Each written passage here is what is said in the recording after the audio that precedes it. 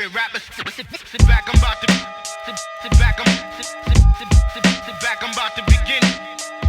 Sit back, I'm about to. Sit back, I'm about to begin. This offseason has been an odd one so far. I think Trevor would agree with me on that. The Chiefs are coming off their second Super Bowl title in 4 seasons, and unlike the first one, we've been able to outwardly celebrate it. We've seen the Chiefs be able to visit the White House, and as long as the world doesn't provide us another novel virus before September, a packed-out Arrowhead Stadium will be in attendance when they hang another banner. But we know that this success with success comes change, sometimes hard change. In the NFL, roster turnover and changes are as common as an Andy Reid cheeseburger reference. The Chiefs, especially, are strangers to neither one. Losing Tyreek Hill last offseason really set in motion this new reality check in Chiefs fans' minds. Well, hopefully it did. In regards to the team is going to have to make unpopular decisions with the intent of improving their chances of winning more Super Bowls. That even though we as fans may not always agree with said decision, we trust Brett Veach enough to know that he's not only got Super Bowl trophies on his mind, but that he's proven he can make more Super Bowls a reality. Well, this offseason we might not have a loss equal to Tyreek for the Chiefs and for Chiefs fans, but Frank Clark is still someone that garners respect and attention from the fans that have watched him help the Chiefs get to 3 Super Bowl appearances and 2 Super Bowl titles in just 4 seasons with the team. Although Frank never lived up to the hype of what I do believe Brett Veach brought him in via a trade to do, it's undeniable that he played a pivotal role in some of the biggest games in Chiefs franchise history. Patrick Mahomes has 11 playoff wins already. Only one of them is without Frank Clark. Think about that. Yep. Since joining the Chiefs in 2019, Frank the Shark Clark never really took that much anticipated next step in his career when it came to becoming a premier pass rusher in this league. But as underwhelming as he was in regular season games, he was equally as all-time in postseason games. Not only is Clark currently 3rd all-time in postseason sacks behind only Bruce Smith and Willie McGinnis, both Hall of Famers, by the way, with 13.5 sacks, he got 10.5 of those sacks as a member of the Chiefs. He not only holds the record for the most sacks in Chiefs franchise history by 4 sacks over Neil Smith and Derek Thomas, his 2019 postseason run alone put him only 1.5 sacks behind Smith and DT for the most sacks in Chiefs postseason history.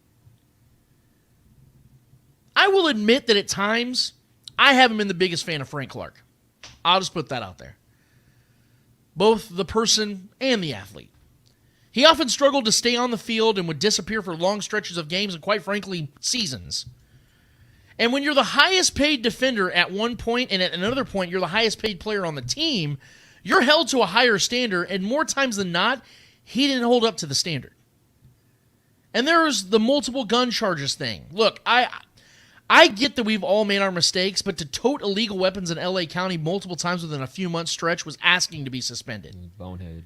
It was only a bad look on him and the Chiefs, and I felt that a guy paid to be a franchise player and representative of who and what the Chiefs are, he truly failed to hold that standard as well. But do you know what I love about Andy Reid? It's not that he's just like the rest of us chunky fellas that love to eat and talk about these different foods that they put out during the White House visit. It's not just that he's arguably the best coach of his generation, maybe all time when it's all said and done. It's the fact that he has consistently shown grace and patience with his players. When I heard the news of Frank's second gun charge, I was tweeting with furious thumbs that the Chiefs needed to cut him yesterday. But the Chiefs stuck by him.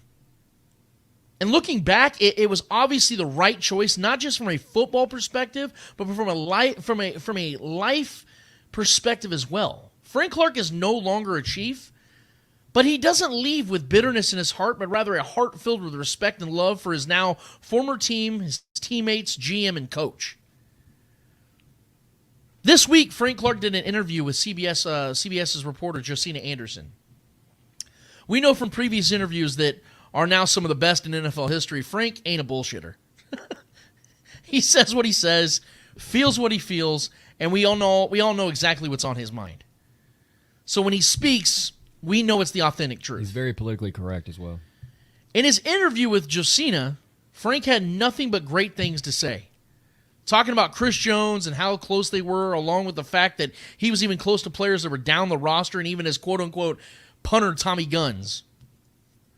He spoke about how he knew his time with the Chiefs was coming to an end months ago when him and Brett Veach had a private conversation, and that he respected the fact that they were straightforward with him from the jump and that Andy Reid made him a better man. That's exactly what you want to hear from a former player. That's exactly the relationship you want to build and experience with your players. That goes so far for your team with future free agents, but it goes deeper than that. Us fans watch this game for entertainment factors, but something I think a lot of us forget is that these are men. These are people. And some of these coaches love to coach for more reasons than to get paid and win a lot of games. Some of these coaches coach to help sharpen and mold these young men into the best versions of themselves and set them up for success beyond their years in the NFL. That's who Andy Reid is, and Frank Clark is a prime example of that. I appreciate Frank Clark for what he did on the field and for his inspiration off of it by learning from his mistakes and being and becoming better for it. But now that we've addressed all that, we have to address what's next, and that's Frank Clark playing in a Broncos jersey, Trevor. Yeah, full Neil Smith, man. Since being released 3 months ago, saving the Chiefs $21 million in cap space, we knew it was unlikely that the Chiefs would bring Frank Clark back. We had heard rumors and speculation in late May that they may kick the tires on bringing Frank back on a one-year deal, and as I said in reaction to those rumors and speculation, I would be all in on bringing Frank Clark back because there isn't anything negative in his return. The Chiefs have improved their pass rush this offseason by adding cheap veterans and rookies at both D-end, D-tackle, and outside linebacker. So if Frank were to return, he would play the role he should have been playing last season, which is a rotational pass-rushing depth piece. Because Frank Clark is no longer and probably never was a guy that you leaned on and or built your front seven around, and if he came back, the Chiefs were to convert him in a 2023 version of what Melvin Ingram was in 2021 and Carlos Dunlap in 2022 for this team. But as we saw for both Ingram and Dunlap, their contracts are very team-friendly, which was what the Chiefs would offer Frank if both sides were to come to terms. Well, the Broncos decided to step in and give Frank guarantees. In fact, they gave $5.5 million guarantees for this next season.